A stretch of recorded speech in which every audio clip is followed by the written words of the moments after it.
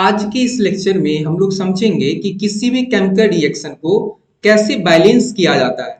Balance के साथ साथ हम इसके पीछे का लॉजिक जो है ना, उस लॉजिक को भी समझने की कोशिश करेंगे कि आखिर बैलेंसिंग क्या होता है, कोई भी रिएक्शन को हम लोग बैलेंस क्यों करते हैं, और उसके साथ साथ कैसे किसी भी रिएक्शन को बैलेंस किया जाता है। जैसे कि सपोज करो ये एक रिएक्शन है, तो सबसे पहले सवाल तो ये है कि ये एक रिएक्शन है, ठीक है, तो इसको हम बैलेंस क्यों करेंगे। और पहला बात, अगर दूसरी बात यह है कि बैलेंस किया कैसे जाता है, तो इन दोनों लॉजिक को समझने की कोशिश करेंगे। लेकिन उससे पहले एक मेरा सवाल है, क्वेश्चन है कि a balance chemical equation is in accordance with. ये क्वेश्चन को अटेम्प्ट कीजिए, इसका जो उत्तर होगा हम वीडियो के लास्ट में देने की कोशिश करेंगे। आइए समझते हैं। देखो, कोई भी केमिकल रिएक्शन जो है ना, उस जो आप देखते हो ना, कोई भी केमिकल रिएक्शन वो बैलेंस फॉर्म में भी हो सकता है और अनबैलेंस फॉर्म में भी हो सकता है। जैसे कि मैं एक क्वेश्चन लिख रहा हूं, ये सपोज करो कार्बन है, ऑक्सीजन के साथ रिएक्ट किया, क्या बना लिया, कार्बन डाइऑक्साइड। तो ये बैलेंस केमिकल इक्वेशन है कि अनबैलेंस केमिकल इक्वेशन है, कैसे पता करेंगे।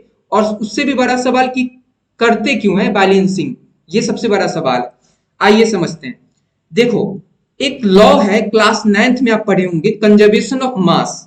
कंजर्वेशन ऑफ मास कहता है ना कि कोई भी रिएक्शन होगा ना, रिएक्शन से पहले और रिएक्शन के बाद जो मास होगा ना वो फिक्स होगा। ठीक है, वो पढ़े थे ना आप कि mass neither be create not be destroy. ठीक है, तो वही उसी लॉ के ऊपर ना ये रिएक्शन बैलेंसिंग बेस्ड होता है। ठीक है, क्या लॉ है कंजर्वेशन ऑफ मास? क्या है कि मास को नहीं क्रिएट किया जा सकता, नहीं डिस्ट्रॉय किया जा सकता। इसका मतलब ये है कि रिएक्शन से पहले मतलब जितना मास रिएक्टेंट का होगा उतना ही मास प्रोडक्ट का होगा। जैसे कि कार्बन ऑक्सीजन के साथ रिएक्ट किया तो ये कार्बन डाइऑक्साइड बना लिया। अब यहाँ पे समझिए, रिएक्शन से पहले मतलब रिएक्टेंट का जितना मास है उतना ही मास प्रोडक्ट का होना चाहिए। ये लॉ बोलता है, कौन सा लॉ? कंजर्वेशन ऑफ मास बोलता है। इसीलिए ये जरूरी हो जाता है कि किसी भी रिएक्शन को जब हम लिखे ना तो उससे पहले हम उसको बैलेंस कर दे। ठीक है, क्योंकि लॉजिक समझो ना, रिएक्टेंट का जितना मास होगा उतना ही मास प्रोडक्ट का होना चाहिए। तो कई इक्वेशन आपको दिखेंगे जहां रिएक्टेंट का मास और प्रोडक्ट का मास इक्वल दिखेगा, लेकिन बहुत ऐसे इक्वेशन होते हैं जहां रिएक्टेंट का मास और प्रोडक्ट का मास इक्वल नहीं दिखेगा। ठीक है, तो उस केस में हम लोग बैलेंसिंग करते हैं। तो आई होप आपको कंजर्वेशन ऑफ मास समझ में आ गया होगा और क्यों करते हैं बैलेंसिंग ये भी समझ में आ गया होगा। ठीक है, अब ये समझिए कि कोई भी रिएक्शन कैसे पहचानेंगे कि वो बैलेंस है या अनबैलेंस केमिकल रिएक्शन है, इसको समझते हैं। देखो, कोई भी रिएक्शन बैलेंस है कि नहीं, इसको पहचानने का बहुत ही सिंपल लॉजिक है। मैं अभी दे रहा हूं एक एग्जांपल, उससे आपको खुद समझ में आ जाएगा। ये दो रिएक्शन मैंने लिखा, एक रिएक्शन है ये और दूसरा रिएक्शन है AgCl को जब डिकम्पोज कराएंगे तो Ag बनेगा प्लस Cl2 बनेगा। अब जरा इसमें बताइए आप, ये दो रिएक्शन है। अब इस दो रिएक्शन में पहला रिएक्शन क्या होगा? तो पहला रिएक्शन बैलेंस है या अनबैलेंस, ये हमें चेक करना है। तो देखो, जितना मास रिएक्टेंट का है उतना ही मास प्रोडक्ट का अगर हो जा रहा है तो वो इक्वेशन बैलेंस कहलाएगा। तो देखो, एक कार्बन यहां है, एक कार्बन प्रोडक्ट साइड भी है, दो ऑक्सीजन रिएक्टेंट साइड है, दो ऑक्सीजन प्रोडक्ट साइड भी है। तो जितना कार्बन और ऑक्सीजन रिएक्टेंट साइज है उतना ही कार्बन और ऑक्सीजन प्रोडक्ट साइज भी है। तो इसका मतलब ये क्या हुआ, ये इक्वेशन बैलेंस केमिकल इक्वेशन है। तो ये हम लिख देंगे, ये एक बैलेंस केमिकल इक्वेशन है। ठीक है, बैलेंस केमिकल इक्वेशन है। अब सेकेंड को देखते हैं। अब जरा सेकेंड को देखिए, एक Ag इधर है, एक सिल्वर यहां है, एक क्लोरीन यहां है। अब प्रोडक्ट साइड देखो, एक सिल्वर यहां है लेकिन दो Cl2 यहां है। तो यहां पे आपको साफ साफ दिख रहा होगा कि जितना एटम Ag का और Cl का रिएक्टेंट साइड है वो अलग है प्रोडक्ट साइड से। प्रोडक्ट साइड में एक Ag है बट Cl2 दो है, दो एटम ऑफ क्लोरीन है। तो इसका मतलब ये अनबैलेंस केमिकल इक्वेशन है। दोनों साइड सेम नहीं ना है, रिएक्टेंट साइड और प्रोडक्ट साइड सेम नहीं है, तो इसका मतलब ये अनबैलेंस केमिकल इक्वेशन होगा। ठीक है, अब इसको कैसे बैलेंस करेंगे वो भी हम समझाएंगे, डोंट वरी। तो ये एक अनबैलेंस केमिकल इक्वेशन है हमारा, है ना, ये एक हमारा अनबैलेंस केमिकल इक्वेशन है। आई होप इतना आपको समझ में आ गया होगा।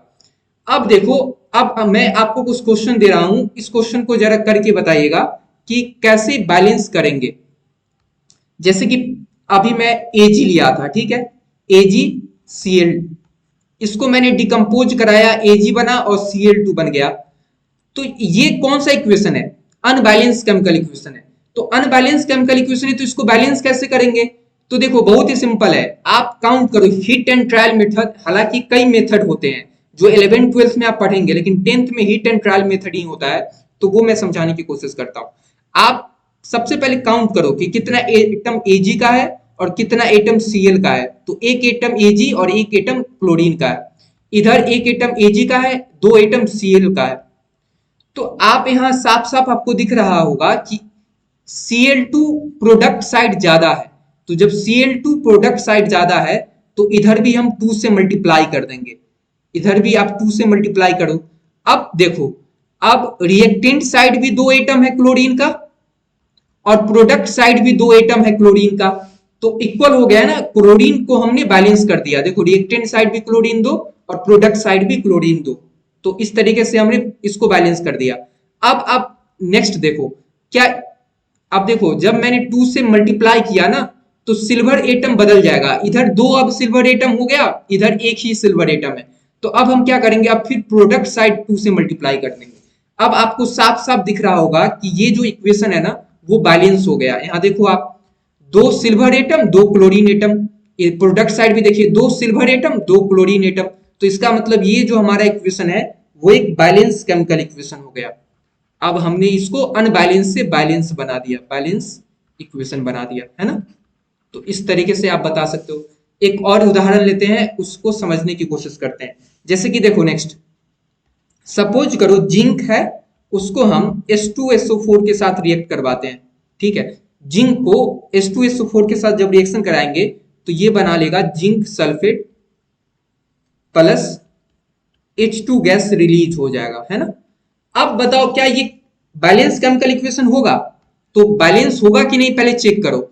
तो रिएक्टेंट साइड एक जिंक है, प्रोडक्ट साइड भी एक जिंक है, एक सल्फेट आयन इधर है, एक सल्फेट आयन इधर भी है, एक दो हाइड्रोजन एटम इधर है, दो हाइड्रोजन एटम इधर है। मतलब जितना एक नंबर ऑफ एटम और जितना number of types of atom reactant side है उतना ही प्रोडक्ट साइड भी है। इसका मतलब ये पहले से ही बैलेंस है। जब ये पहले से ही बैलेंस है तो इसको बैलेंस करने की जरूरत ही नहीं है हमें, है ना। नेक्स्ट देखते हैं एक और एग्जांपल लेके। सपोज करो कॉपर है, कॉपर को हम ऑक्सीजन के साथ रिएक्ट करवाते हैं तो ये क्या बना लेगा, कॉपर ऑक्साइड, ठीक है। अब बताइए इसको बैलेंस करने की जरूरत है हमें। तो एक कॉपर रिएक्टेंट साइड है, एक कॉपर प्रोडक्ट साइड, ठीक है। दो ऑक्सीजन रिएक्टेंट साइड है, एक ऑक्सीजन प्रोडक्ट साइड है। इसका मतलब ये हुआ कि प्रोडक्ट साइड एक ऑक्सीजन का डिफिशियंसी है।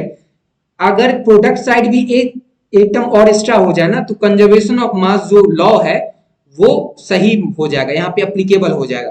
तो हम यहाँ पे 2 से मल्टीप्लाई कर देंगे तो दो ऑक्सीजन बन गया, इधर रिएक्टेंट साइड भी दो ऑक्सीजन है, लेकिन यहाँ पे अब दो कॉपर हो गया, लेकिन यहाँ पे अभी रिएक्टेंट साइड एक ही है, तो यहाँ पर भी आप 2 से मल्टीप्लाई कर दो। तो इस तरीके से जितना number of atom reactant side है उतना ही number of atom product side भी हो गया और उतना ही टाइप्स ऑफ एटम भी हो गए, ठीक है।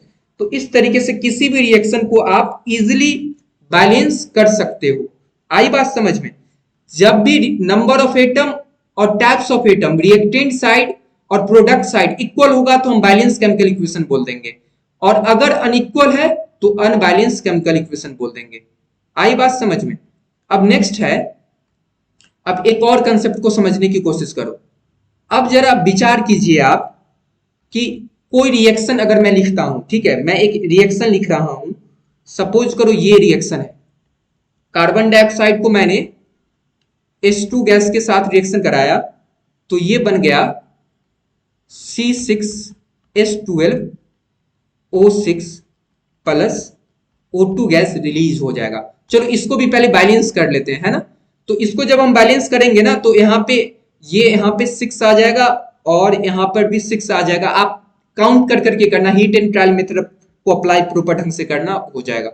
अब देखो ये एक केमिकल इक्वेशन है, ठीक है हमारा। अब सवाल उठता है कि कोई भी केमिकल इक्वेशन को कब हम कोई भी केमिकल इक्वेशन को कैसे इंफॉर्मेटिव बनाएंगे। देखो इंफॉर्मेटिव बनाने का मतलब ये हुआ ना कि आप उस केमिकल रिएक्शन में और भी एक्स्ट्रा जानकारी दे दो। जैसे ये केमिकल इक्वेशन लिखा हुआ है, तो इस केमिकल इक्वेशन को कैसे इंफॉर्मेटिव बनाया जाए। तो देखो इसका बहुत ही सिंपल जवाब है। इंफॉर्मेटिव बनाने के लिए हम क्या क्या कर सकते हैं, उसका गैसियस स्टेट को लिख दे, वो किस स्टेट में है वो हम लिख दे, उसके अलावा किस कंडीशन में रिएक्शन कर रहा है वो लिख दे, कंडीशन ऑफ रिएक्शन। अभी आपको समझ में आएगा, डोंट वरी। और और हम क्या एक्स्ट्रा बता सकते हैं, सॉलिड है या लिक्विड है ये बता सकते हैं। उसके अलावा हम ये भी बता सकते हैं कि एरो देखिए कि किस डायरेक्शन में, मतलब डायरेक्शन ऑफ रिएक्शन भी बता सकते हैं, direction of reaction, direction of reaction भी हम बता सकते हैं। जैसे कि अभी हम इस रिएक्शन में ना इसको इंफॉर्मेटिव बनाएंगे, ध्यान से सुनना कैसे इंफॉर्मेटिव बनाएंगे। देखो ये सब स्टेट हम बता सकते हैं, तो ध्यान से देखना। ये ग्लूकोज का रिएक्शन है। अब इस ग्लूकोज के रिएक्शन में हम क्या करेंगे, इसको इंफॉर्मेटिव बनाते हैं। तो यहाँ पे देखो इंफॉर्मेटिव क्या बनाएंगे, पहले आप स्टेट बता दो, जो भी कंपाउंड है ना वो किस स्टेट में है, सॉलिड में है, लिक्विड में है या गैस में है, कौन सा स्टेट में है वो स्टेट को आप दर्शा दो। तो जैसे कि ऑक्सीजन यहाँ पे किस स्टेट में है, तो गैसेस स्टेट में है, तो यहाँ पे गैसेस स्टेट बता दो। यहाँ पे वाटर किस स्टेट में है, लिक्विड स्टेट में, तो लिक्विड स्टेट बता दो, है ना। तो इस तरीके से हमने क्या बता दिया कि और भी ज्यादा रिएक्शन को ना इंफॉर्मेटिव बना दिया। पहले रिएक्शन देख के पता नहीं चल रहा था कि कंपाउंड किस स्टेट में है, लेकिन अब कंपाउंड को देख के ही पता चल जा रहा है कि किस स्टेट में है। और भी हम गैस को, मतलब इक्वेशन को इंफॉर्मेटिव बना सकते हैं। ये भी गैसेस स्टेट में है और ये किस स्टेट में, सॉलिड स्टेट में। तो इस तरीके से हम इंफॉर्मेटिव बना सकते हैं। उसके अलावा आप ये भी बता सकते हो कि हीट ऐड हो रहा है कि नहीं। देखो ये डेल्टा का मतलब होता है ना कि हीट का सप्लाई हो रहा है कि नहीं, ठीक है। तो इस तरीके से आप किसी भी केमिकल इक्वेशन को इंफॉर्मेटिव बना सकते हो, उसको अच्छे से इंफॉर्मेटिव बना सकते हैं आप, ठीक है। तो उम्मीद है कि किसी भी केमिकल इक्वेशन को कैसे बैलेंस किया जाता है वो समझ में आया होगा। हम किसी भी केमिकल इक्वेशन को कैसे इंफॉर्मेटिव बना सकते हैं वो भी आपको समझ में आया होगा। अब हम अपने सवाल पे आते हैं। हमने आपको लेक्चर के स्टार्टिंग में एक सवाल पूछा था कि ए बैलेंस केमिकल इक्वेशन जो होता है इज इन अकॉर्डेंस विथ, कोई भी बैलेंस केमिकल इक्वेशन किसके अकॉर्डेंस होता है। तो देखो इसका सिंपल सा जवाब है कि वो कंजर्वेशन ऑफ मास को फॉलो कर रहा होता है। किसको फॉलो कर रहा होता है, कंजर्वेशन ऑफ मास को। ऑब्वियस सी बात है ना, जब भी रिएक्शन होगा तो रिएक्शन हम लोग लिख देते हैं, लेकिन रिएक्शन जैसे कि AgCl, तो ये बन गया Ag प्लस Cl2, तो अभी भी ये रिएक्शन सही है, लेकिन ये कंजर्वेशन ऑफ मास को फॉलो नहीं कर रहा है। अब इसी को जब हम बैलेंस कर देंगे, इसी को हम जब बैलेंस कर देंगे, ठीक है, तो ये अब कंजर्वेशन ऑफ मास को फॉलो कर रहा है। तो यही सवाल पूछा गया है कि balance chemical equation is in accordance with conservation of mass. तो उम्मीद है कि ये पूरा लेक्चर आपको समझ में आया होगा कि कंजर्वेशन ऑफ मास क्या होता है, कैसे ये बैलेंस केमिकल इक्वेशन में रोल अदा करता है। उसके साथ साथ किसी भी केमिकल इक्वेशन को कैसे हम इंफॉर्मेटिव बना सकते हैं वो भी आपको प्रॉपर ढंग से समझ में आया होगा। अगर लेक्चर समझ में आया तो then hit the like button and also subscribe this channel. Okay, thank you for listening.